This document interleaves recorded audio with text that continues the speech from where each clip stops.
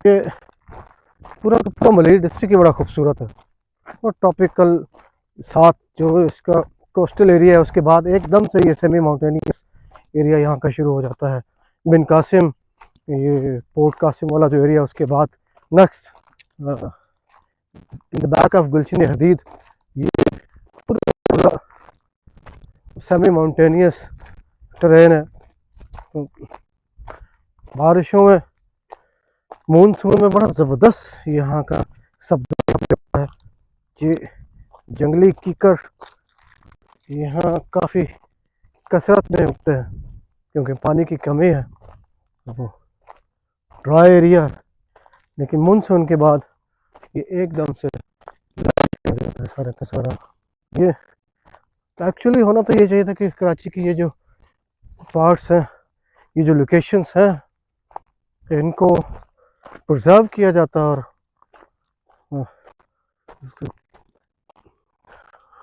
Recreation के लिए points बनाए जाते हैं यहाँ पर। लेकिन अनफॉर्चुनेटली अनअटेंडेड है सारा का सारा एरिया को। गवर्नमेंट की तरफ से कोई डेवलपमेंट प्लानिंग नहीं है। बस यही अपने तौर पे प्राइवेटली अगर कोई लैंड ओनर है, लीज होल्डिंग है जिसके पास, वो कोशिश करे, लेकिन उसमें भी बड़ी मेहनत करनी पड़ती है। ये नज़र आ रहे होंगे,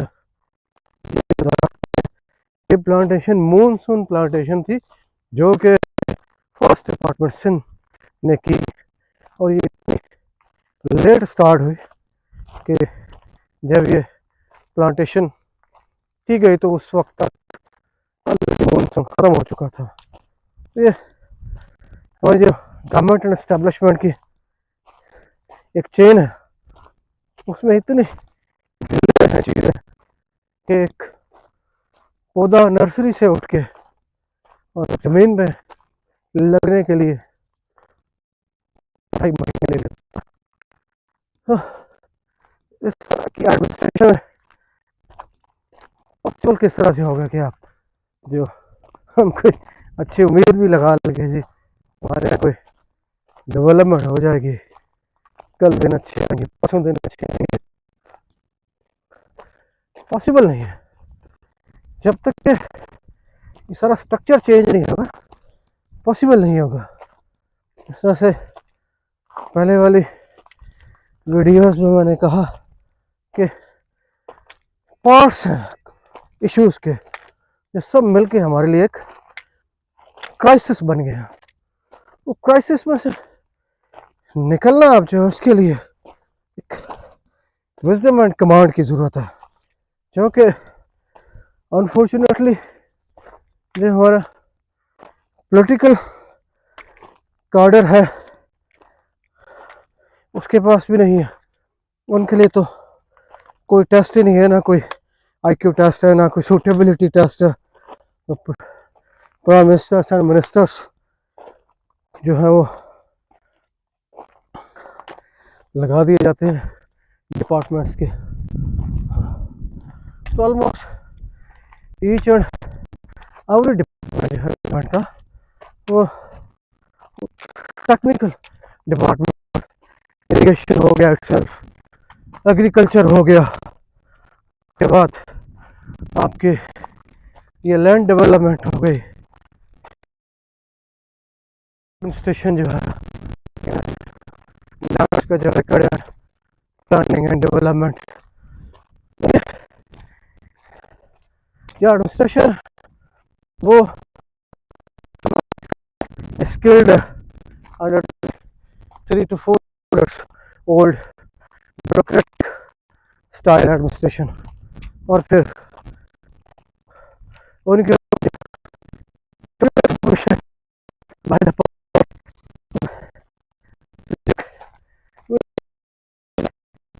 कस्टोडियल सुपरविजन, वो जो मेंबर पार्लियामेंट पब्लिक वोट दे के बाद उसे मिल भी नहीं सकती, वो उसके थ्रू होती है।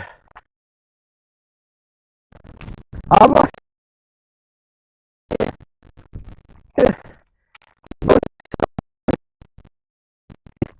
जो करप्ट पैकेट होता है किसी भी सोसाइटी का, state, particular area of land, उनके लिए ये सिस्टम है। गोलू भागे सर के, ये उनके लिए एक सिस्टम है और ये उन्हीं लोगों ने मिलकर बैठ के बनाया इसको। फिर प्रीवियस लेक्चर्स में इसके बहुत डिटेल के साथ बात कि वो जॉन लॉकी की किताब सिस्टम सारा जो बनाया किस तरह से गया, बैठ के ये तुम रख लो ये मैं रख लूँ, एडजस्ट किया। आज तक हमारे यहाँ इंडस्ट्रियलिस्ट, ज़मींदार, ड्रग डीलर, पैसे वाला, बदमाश, पार्लियामेंट्री सिस्टम का हिस्सा बनते हैं। तो होती है, पैसा लगा के वापस अपना पैसा होते हैं और फिर ये जो सबसे बड़ा डेफिशिएंसी है इस पार्लियामेंट्री गवर्नमेंटल सिस्टम में वो यही है कि टर्म ऑफ गवर्नमेंट बहुत शॉर्ट है, 5 years, वेरी वेरी शॉर्ट। 5 साल की टर्म एक 5-7 लाख स्क्वायर किलोमीटर वाले कंट्री के लिए भी बहुत कम है। उसके इंफ्रास्ट्रक्चर को एक नई पार्टी है, एक नया प्राइम मिनिस्टर है, वो स्टडी करे, पढ़े, वो गवर्नमेंट लैंग्वेज PC1 कहते हैं, डॉक्यूमेंट्स का नाम है, फाइल का नाम है, उसकी एक प्रिपरेशन होती है। तो उसकी mobilisation federation to province regional and district units and then at site उसका लॉन्च होना, वही सालों की कहानी होती है। तो ये 5 years जो है ये बहुत ही लेस पीरियड है। चले इसी सिस्टम के तहत ही जो क्लास पार्लियामेंट में इलेक्ट होके आ रही है उसको भी अगर एक लंबा पीरियड मिल जाए तो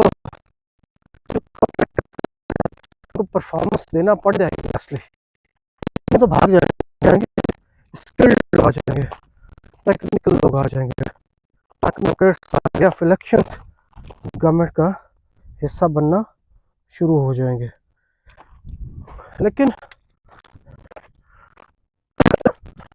कॉन्स्टिट्यूशनल बाइंडिंग्स के अंदर इस तरह से स्ट्रक्चर है वो सीज एंड फ्रीज हो गया है कि अब उसको मेल्ट करे कौन, वो पॉसिबल चीज़ उसकी। एक तो ये है कि द सुप्रीम कोर्ट में सस्पेंड द कॉन्स्टिट्यूशन और मे call for the review, action solicit करके तब्दीलियां करवाए गवर्नमेंटल सिस्टम के अंदर, या फिर सेकेंडली जो कि अमलन होता भी आया है कि the mightiest office holder of the government Pakistan, army chief, वो सबसे ज़्यादा ताकतवर, उसके पास बंदूकें हैं, टैंकें हैं, तोपें हैं, मिसाइल्स हैं, चीज़ें हैं, बाकी सिविल वो को उनको ईमान आ जाए, तो इस तरह का आर्मी चीफ आ जाए, लाइक सुनता हूँ स्पीचेस तक उससे जनरल हमीद गुल, उसकी पॉलिटिकल फिलॉसफी के ऊपर बहुत ग्रिप थी। He was actually a real statesman in the uniform. तो बिल्कुल फिट भी बैठते थे वो के फिलोसोफर किंग के फ्रेम के अंदर। तो अगर इस तरह का आर्मी सेटअप से कू करके आ जाए और ये फिर वो फंडामेंटल स्ट्रक्चर जो स्टेट का इसको फील कर दे, कुछ खुद भी उसकी पॉलिटिकल फिलोसफी की ग्रिप हो, वो उसमें असिस्टेंस भी ले, हायर करे टेक्नोक्रेट्स, तो एकदम से सारी की सारी चीज़ें करके रख दे तो ही बन पाएगा, अदरवाइज